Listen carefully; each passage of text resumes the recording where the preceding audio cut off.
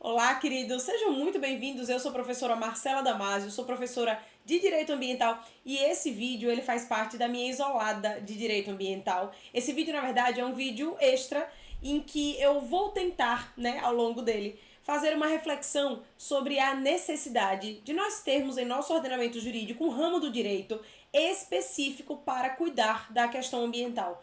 Porque, dentre tantas coisas que precisamos proteger através das normas jurídicas e dos instrumentos jurídicos, por que o meio ambiente é uma delas?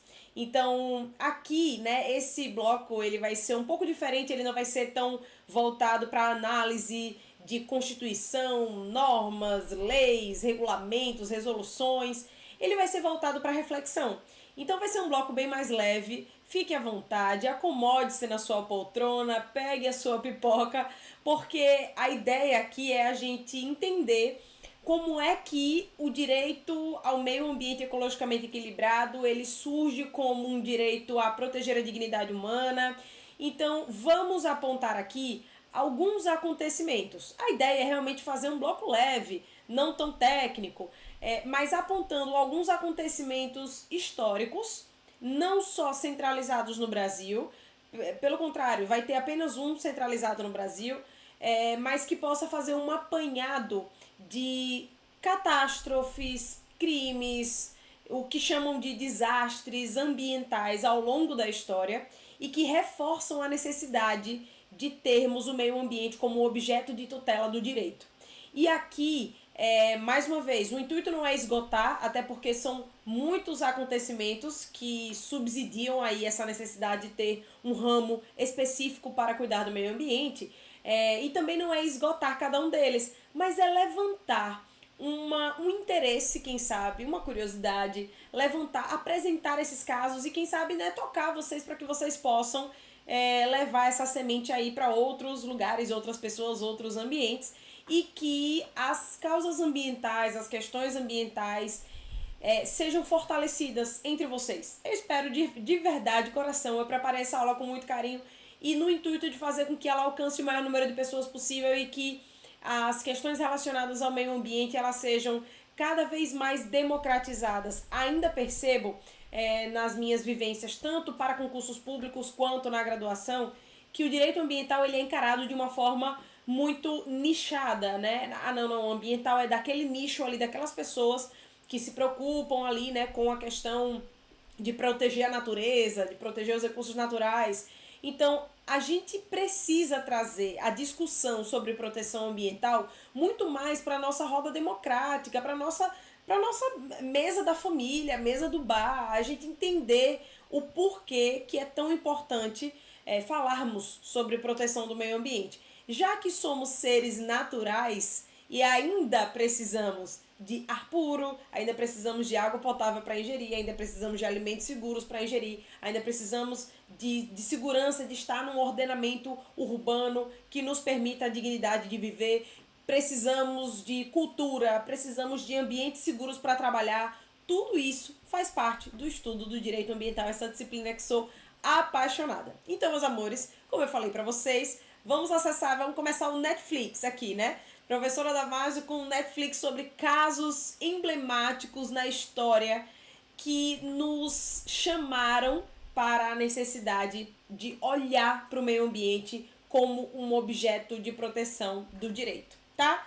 Preparei slides, aqui tão bonitinha a minha identidade, a identidade da Isolada de Direito Ambiental, que eu estou lançando um projeto que há muito tempo eu queria, que estava aqui no meu coração, queria muito fazer mais conteúdo sobre direito ambiental. É porque como sou uma professora que tem a maior parte do seu trabalho tomada por concursos públicos e direito ambiental não é cobrado em tantos concursos, muitas vezes é uma disciplina que eu acabo precisando deixar também. Sou professora de direito administrativo, então direito administrativo é uma disciplina que demanda mais, todos os concursos praticamente cobram direito administrativo, mas direito ambiental é um pouco mais restrito a algumas carreiras, ou as carreiras ambientais ou algumas carreiras que têm a preservação ambiental como uma das suas funções.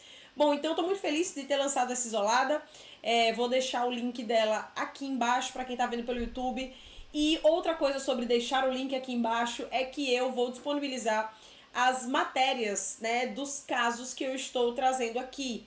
E aí eu espero de coração que vocês possam fazer o acesso desse material, possam fazer a leitura com mais calma. A ideia não é esgotar, como eu já falei, nem todos os acontecimentos do mundo, nem aprofundar cada um deles. A ideia é pontuar, é lembrar, é trazer à nossa memória algo que deveria sempre estar, né? Essas grandes catástrofes ou crimes ou enfim, do que queira chamar, elas nos apontam o caminho para onde nós não deveríamos voltar, né? Então esse é o intuito, que a gente lembre como que desastres ambientais foram definidores e como eles podem ter um impacto significativo na qualidade de vida, na dignidade humana, enfim.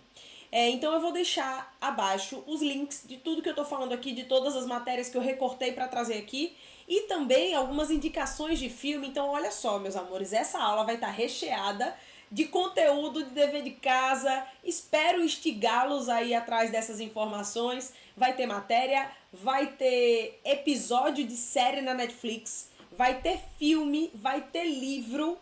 Que mais? Muita coisa bacana sobre os episódios que a titia vai trazer aqui para vocês. Podemos começar? Meus amores, o ponto de partida dessa aula, né, é justamente refletir por que razão existe um ramo do direito para cuidar do meio ambiente. E aí eu vou convidar a vocês para a gente dar uma caminhada pela história. Vou pegar a mãozinha de vocês aqui e a gente vai começar num período pré-revolução industrial. Nesse momento, a gente tem as pessoas produzindo aquilo que elas precisam de uma forma muito artesanal. Elas estão utilizando as mãos dela, elas estão extraindo da natureza aquilo que elas precisam, mas com aquela força motora manual. Então, o impacto que o ser humano trazia para a natureza não era um impacto tão grande, porque era um impacto que deveria acompanhar ali, né, o seu poder manual, artesanal. E a partir do momento em que a gente coloca máquinas nesse processo, a gente começa a alterar o impacto que a vivência humana está causando no meio onde ele vive. Se a gente for... Vamos fazer aquela regressão gigantesca. Quando a gente está aqui, olha só, nômades. Somos nômades, então temos ali a nossa coleta. A gente não causa um impacto grande em um local porque a gente não está se estabelecendo nele. A gente está causando um impacto aqui, está retirando o que precisa desse local. Depois a gente está partindo para o outro, está retirando o que precisa daquele outro. Então o local anterior já tem aquele tempo de se restabelecer, né, do impacto que a gente causou nele. E assim vai. Quando a gente está colocando a agricultura, né, que é o marco que finca a gente em um local e que a gente coloca uma cerca e diz: isso aqui é meu, ninguém pode acessar, essa terra é minha, essa plantação é minha, enfim, a gente começa a trazer um impacto maior. Eu estou extraindo da natureza de forma, né, permanente em uma localidade. Então a gente já tem um impacto diferencial. E a Revolução Industrial, sem dúvida, ela acaba sendo um marco definidor na forma como o homem traz esse impacto para o meio ambiente, né? Antes eu estava produzindo aquilo que eu precisava, era a minha necessidade básica. Eu precisava me proteger, então eu colocava aqui, sei lá, uma estrutura bem rudimentar para me proteger. A gente chama isso de casa, é só uma estrutura para me proteger. Mas aí eu vou, né... Vou precisando de mais uma coisa, vou precisando de uma janela, então eu deixo um buraco aqui, mas não é legal deixar esse buraco, então eu já vou precisar de algo que pareça, né, com vidro, com mármore, com uma chaminé. E as minhas necessidades elas vão ficando mais refinadas e eu vou extraindo da natureza cada vez mais coisas para suprir essas minhas necessidades.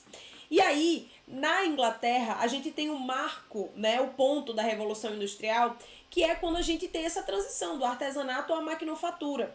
Aqui a gente tem as máquinas desempenhando o papel das pessoas, né? E nesse ponto a gente tem a necessidade de manter essas máquinas. Essa máquina a vapor que eu peguei aí e deixei para vocês, era uma máquina que tinha como intenção fazer aquela drenagem hidráulica, né, do sistema de mineração. Então aqui a gente já começa a ver como a natureza está sofrendo um impacto maior, porque a gente está se valendo de artefatos, né, para fazer essa intervenção. Então, aqui a Inglaterra é considerado o marco da Revolução Industrial, a gente está ali mais ou menos pelo século XVIII, e uma coisa que era bem necessário para que essa Revolução Industrial caminhasse era o ferro, para construir as máquinas e o carvão para que elas funcionassem. Então isso aumentou significativamente a extração desses itens, né? Desses minerais da natureza para que eles conseguissem ali fazer frente à produção. Falei mineral, mas enfim, não sei se carvão ou ferro, enfim.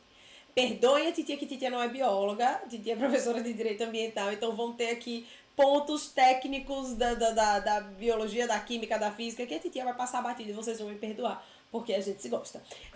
Bom, então olha só o que eu deixei aí. Na Inglaterra encontravam-se fartas jazidas de carvão e ferro, que eram matérias-primas indispensáveis à fabricação de máquinas e geração de energia, e as extraía para o abastecimento doméstico.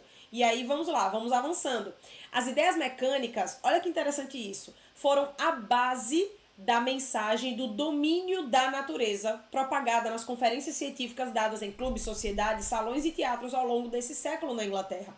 O crescente número de demonstrações fez a máquina tornar-se um elemento de promoção pessoal. E isso é algo muito significativo. Aqui a gente está falando ainda de uma era mercantilista, mas que já estava tendo esse incentivo de acúmulo de riqueza. Então eu não quero mais extrair da natureza aquilo que é necessário para que eu supra as minhas necessidades básicas. Agora eu quero aquilo que possa me trazer, né, cada vez mais acúmulo de riqueza. Então eu estou extraindo da natureza não aquilo que eu preciso, mas aquilo que vai me permitir ter uma promoção pessoal que, né, vem aí com o capitalismo, chega com essa vertente de acúmulo de riqueza, né? Bom, e aí eu tirei aqui, ó, pessoal, do Iba Mendes Pesquisa, tá? Esse trecho vou deixar aqui embaixo para vocês o link de onde eu tirei essa passagem, tá? E aí, olha só, eu quero falar sobre um episódio ocorrido em Londres em 1952. Aqui, pessoal, esse episódio ele ficou conhecido como o Nevoeiro de Londres, né? Como a gente tá falando que a Inglaterra foi o berço dessa Revolução Industrial, é muito significativo a gente notar o que acontece em Londres na década de 50, né? Acaba sendo o resultado do que teve início ali com a Revolução Industrial. Esse episódio do Nevoeiro de Londres foi um episódio em que os gases poluentes, principalmente da queima de carvão, né, para abastecimento das casas. Naquela época você estava com o inverno em alta e as pessoas estavam utilizando muito aquecedores em casa. Os automóveis, as indústrias. Isso gerou em Londres uma camada densa de poluição e essas partículas de enxofre, de sulfato, né, elas ficaram presas ali nas gotículas de água da névoa, né, de Londres. Quando essa água evaporou, isso ficou ainda mais forte, ficou mais concentrado. E aí, veja só, uma passagem desse site aqui que eu coloquei, Aventuras na História, ele fala: o sulfato pode se acumular dentro das gotículas de água nas neblinas por causa de interações químicas entre o dióxido de enxofre e o dióxido de nitrogênio. Esses elementos, por sua vez, são liberados em razão da queima de carvão ou pelo escapamento dos automóveis em menor medida, mas principalmente pela queima de carvão das fábricas e das residências, buscando se aquecer aí para o inverno. E aí, olha só, eu trouxe aqui um trecho, e interessante perceber, pessoal, imagine, você tem uma camada densa de poluição, você tem um ar completamente tóxico e que abafa a respiração. Então, as pessoas em Londres, elas não conseguiam respirar. Além de ser um ar extremamente poluído e pesado, ele tinha um odor fétido, era um cheiro de ovo podre. E que na manhã seguinte o céu ficou verde, ficou amarelado, ficou, enfim, de difícil, eu vou falando desse episódio, o ar vai faltando, de difícil respiração mesmo. E olha essa passagem aqui que eu trouxe de um outro site, eu também deixei esse site aqui no link, deixa eu ver qual é o site, UOL, GIS-BR. Eu trouxe um trecho dele que ele vai falar sobre a neblina ácida. O sulfato, por sua vez, ajuda a promover a formação de outras partículas, incluindo nitrato e matéria orgânica, agravando o desenvolvimento de uma forte neblina. Conforme a água da neblina seca, o ácido fica mais concentrado, deixando partículas corrosivas que cobrem todas as superfícies com as quais entram em contato, de calçadas a pulmões humanos. Então, estima-se que enfim, mais de 100 mil pessoas foram hospitalizadas, mais de 10 mil pessoas morreram, e que foi uma condição formada pela extrema poluição advinda da queima de carvão. Então, esse episódio do Nevoeiro de Londres, as pessoas não conseguiam respirar. Imagina você abafado numa panela de pressão, com um gás extremamente corrosivo, tóxico, letal. Era você literalmente respirar um gás letal, né? Uma câmara de gás, enfim. Enfim. E aí, esse episódio, ele foi retratado num episódio, né? Da série The Crown do Netflix, que é uma série original da Netflix que retrata aí a vida da coroa britânica. E você não precisa assistir, obviamente, se bem que ele é bem na primeira temporada, é o 4º episódio da série, mas você não precisa assistir os anteriores, tá? Aquele spoilerzinho, né? Elizabeth, ela não pretendia ser rainha, o pai dela morreu, ela era muito jovem, assumiu o trono, e ela, né, a série, ela busca trazer essa trama entre essa rainha tão nova, tendo que lidar com o parlamento, tendo que lidar com o primeiro-ministro, tendo que gerir tudo isso, a pressão popular, enfim. E é muito interessante esse episódio, você consegue assistir ele tranquilamente, de forma autônoma, como se fosse um filminho. Vai lá, Netflix, The Crown, temporada 1, episódio 4. O nome do episódio é Act of God, ou Vontade de Deus, e está disponível para vocês aí na Netflix. Vale muito a pena você assistir para entender. Aí nessa cena que de vários recortes que tinha, né, desse episódio, essa cena é o Winston Churchill, né? Winston Churchill, que o primeiro-ministro da época, uma grande figura da Segunda Guerra Mundial, apontado como um dos responsáveis, né, pelo sucesso da Segunda Guerra Mundial, ele tá passando mal quando ele tá respirando. E essa imagem especificamente, me remete a uma grande verdade sobre as catástrofes ambientais, que ela não faz diferenciação. Ela não faz diferenciação se você é uma grande autoridade, né? Se você é uma pessoa de uma classe social mais ou menos favorecida.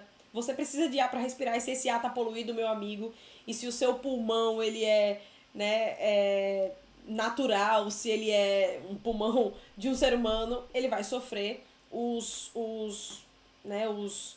prejuízos desse desequilíbrio ambiental, tá?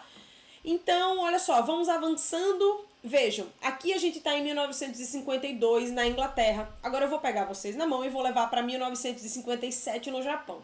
Aqui, meus amores, a gente falou no episódio do Nevoeiro de Londres, a gente falou sobre poluição atmosférica e o impacto, né, grave que ela trouxe ali. Em Minamata, no Japão, a gente fala sobre poluição também, mas agora poluição de água, né? Poluição na Baía de Minamata, no Japão, quando uma fábrica de pesticidas, e aqui já começa um outro alerta para que a gente converse sobre, quando essa fábrica ela começa a despejar mercúrio, que é extremamente tóxico, enfim, né, letal, quando começa a despejar mercúrio na Baía de Minamata. E aqui muitas pessoas lá no Japão que se alimentaram dos peixes, né, que estavam contaminados, acabaram sendo acometidas do que ficou conhecida como a doença de Minamata. Então você teve ali disfunções neurológicas, convulsões, pessoas, imagina você um médico receber, né, pessoas que estavam com surtos psicóticos, que estavam tendo, aí eu não vou saber o nome, mas nas mãos, né, que elas estavam com as mãos tensas, estavam tendo surtos, estavam tendo febre, diarreia, vômito, enfim. Então, isso foi causado pela contaminação de mercúrio, e aí eu trouxe aqui um recorte, a notícia também vai estar no link aqui embaixo. Tornou-se claro que o envenenamento estava relacionado à fábrica de acetildeído e PVC, de propriedade da corporação Kiso, uma companhia de hidrelétrica que produzia fertilizantes químicos. Falar publicamente, e essa parte aqui me toca bastante, falar publicamente contra a companhia era proibido, já que ela era um empregador importante na cidade. O desequilíbrio não, a diferença social, né, os desníveis sociais, eles acabam provocando esse fenômeno também. Muitas vezes essas grandes poluidoras são pessoas que são grandes empregadoras. E o que você vê é que a necessidade das pessoas de terem aquele serviço, aquele emprego, às vezes faz com que elas defendam, e isso acontece até hoje, né, infelizmente, faz com que elas defendam grandes corporações poluidoras, porque elas estão pensando no que elas precisam comer hoje, no que elas precisam, aquele dinheiro que elas precisam para sobreviver hoje. E aí a catástrofe ambiental, aí a gente, infelizmente, né, vamos ver se é realmente isso que acontece. E aí as pessoas que são afetadas por esses grandes acontecimentos, elas geralmente são pessoas que estão ali numa área de maior vulnerabilidade, né? Então, esse episódio no Japão é mais um marco de grandes catástrofes ou crimes, né, na verdade. Vocês, quando forem ver os links que eu estou disponibilizando, vocês vão ver muito essa palavra, né? Desastre. São crimes, né? São crimes. São prejuízos dolosos, né? As questões ambientais. A gente fala crime, mas a gente sabe que existe toda uma teoria do crime. Para ser crime tem que ser isso e aquilo. À época, a gente tem um sistema normativo bastante recente relacionado ao meio ambiente. Então muitas coisas eram feitas assim, né? Se não tem nenhuma regulamentação, a gente vai despejando aqui o mercúrio. Eu estou usando o mercúrio aqui sei lá, para qualquer atividade que eu estou fazendo na minha empresa, eu vou despejando ali. Se der alguma coisa, vamos ver, né? Depois a gente vê. Infelizmente, beleza?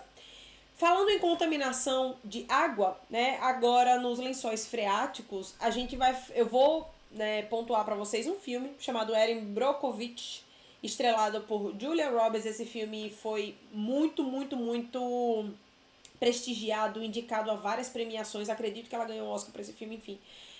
Esse caso, né, vai falar de uma mulher que ela vai trabalhar no escritório de advocacia e ela encontra alguns documentos apontando que uma determinada empresa ela estava sendo acusada de contaminar água, né, que a atividade dela estava contaminando o lençol freático e aquilo estava causando sérias doenças neurológicas, câncer, enfim, nas pessoas ali da cidade. Esse filme, ele retrata a história de Erin Brockovich e ele aponta um dos maiores acordos numa ação direta já feitos nos Estados Unidos. Então aqui, ó, o ponto que eu deixei, ela conseguiu abrir um enorme processo judicial por águas contaminadas. O acordo de 333 milhões de dólares pagos pela Pacific Gas Electric Company foi o maior da história dos Estados Unidos. Vale muito a pena porque muitas vezes, pessoal, o que esse filme nos mostra é que muitas pessoas não têm a menor noção, elas não têm ciência de que aquilo que ela está sentindo, aquela condição, aquela doença, aquele transtorno, tem a ver com algo tão banal como o ato de beber água. Então é bem interessante a gente ver, porque isso é algo, né, que a gente vai falar daqui a pouco dela, que Rachel Carson já nos falava, que é uma bióloga. Eu vou falar sobre ela, vai ter um momento aqui pra gente conversar sobre Rachel Carson, e ela falava que nós estamos sendo submetidos a riscos dos quais nós não temos ciência. Nós não somos avisados, né, sobre quais são os impactos que determinada atividade vai trazer para o meio ambiente. Nós não somos avisados. E aqui eu não coloquei, mas deveria ter colocado. Eu vou deixar de indicação uma música para vocês. A música é do imortal Gilberto Gil e o nome da música é Queremos Saber.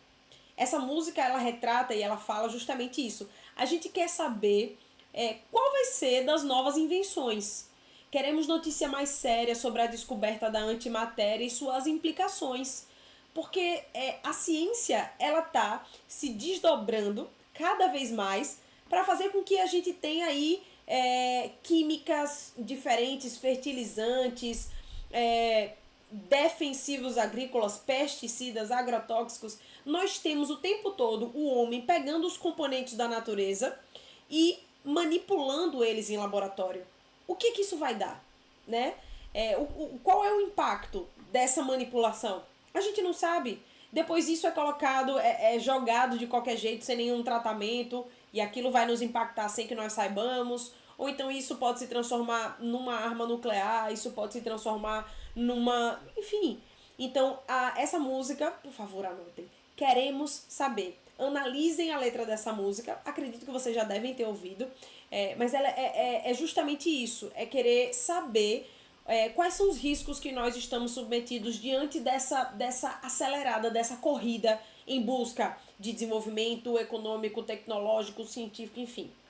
Então, é bem interessante e isso é um desafio que Erin Brockovich passa quando ela está tentando, ela procura as pessoas. Eu soube que você tem uma pessoa com câncer, seu filho está tratando uma doença tal.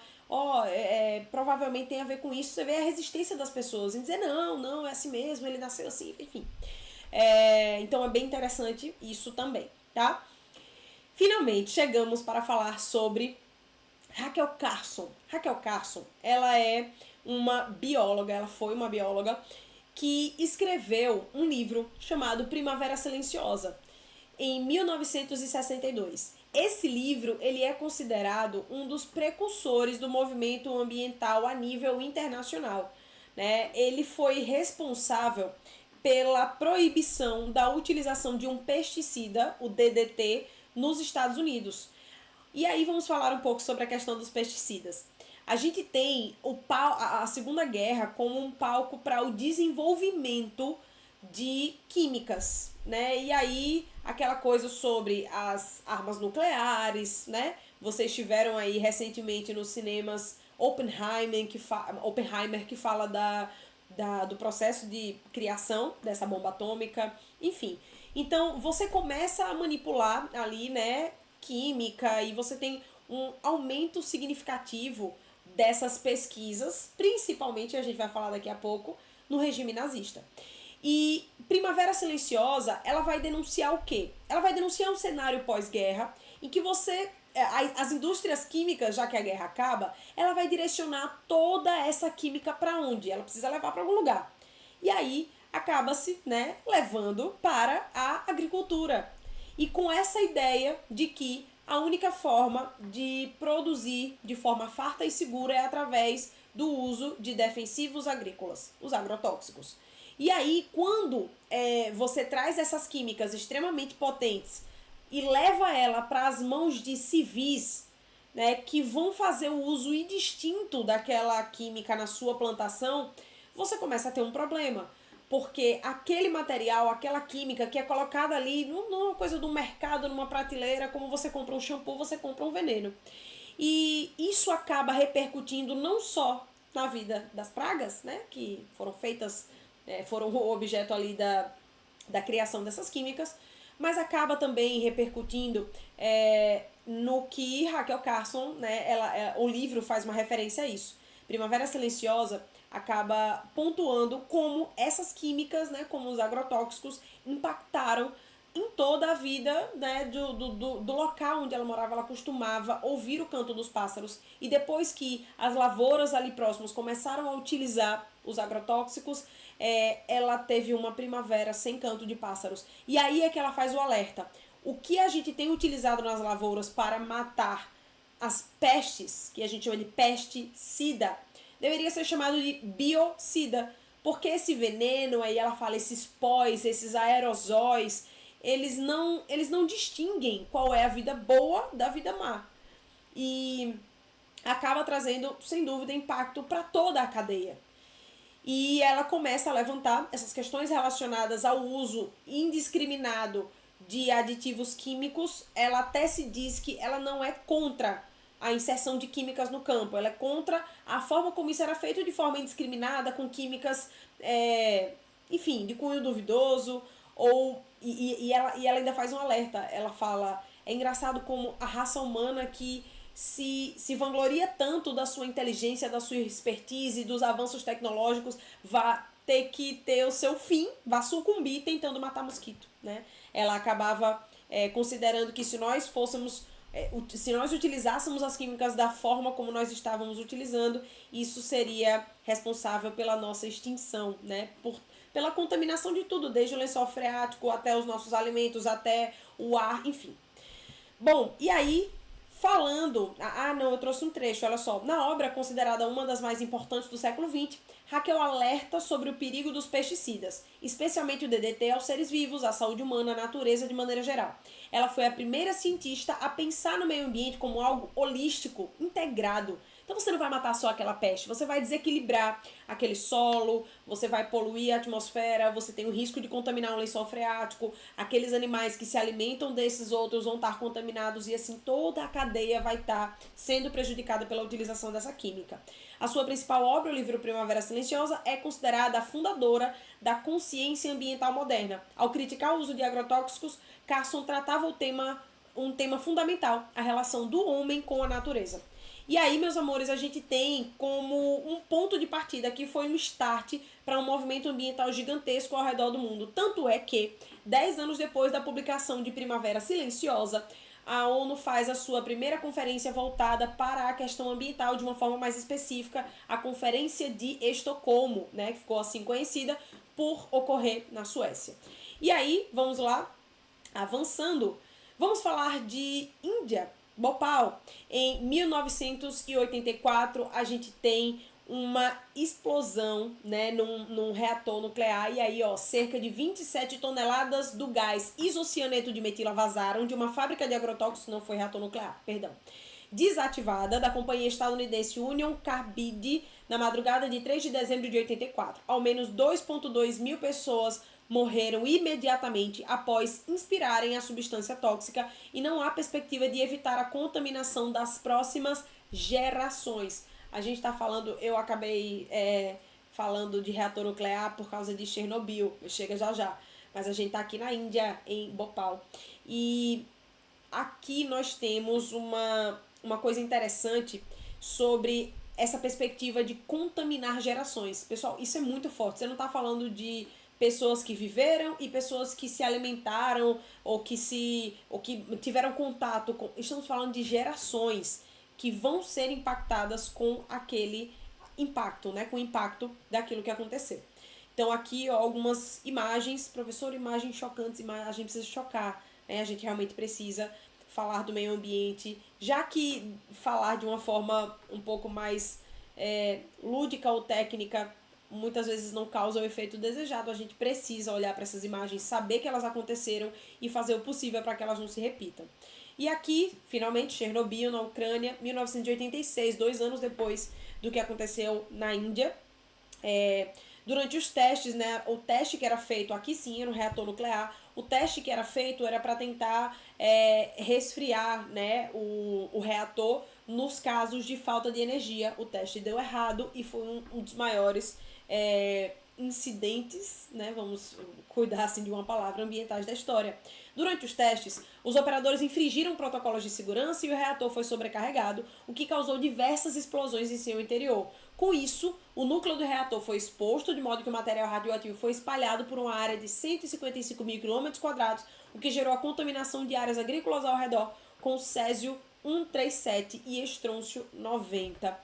E sobre esse caso, vocês têm também na Netflix, né? Vocês têm documentários sobre esse acontecimento. E em Goiás, em 1987, veja, um ano depois, né, do que aconteceu em Chernobyl, a gente vai ter 2 catadores que encontram de uma clínica, né, radiológica, uma clínica de radiologia que estava radioterapia, né, Instituto Goiano de Radioterapia. Eles encontraram essa máquina, estava contaminada, né, continha césio 137, não foi desativada, não foi dada a destinação adequada, ali causou também impacto em várias pessoas. Ela foi colhida, foi levada para um ferro velho, as pessoas que receberam no ferro velho morreram, enfim.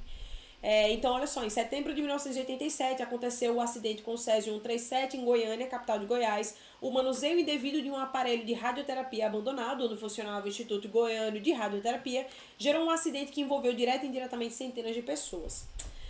E aí, meus amores, estávamos falando sobre Primavera Silenciosa e falávamos sobre o uso de defensivos agrícolas ou agrotóxicos, e eu queria deixar aqui como sugestão para vocês, e aí vai a minha última sugestão. Estamos indo para 34 minutos de vídeo, mais ou menos o tempo que eu imaginei. Que bom que deu para falar sobre tudo que eu estava pretendendo.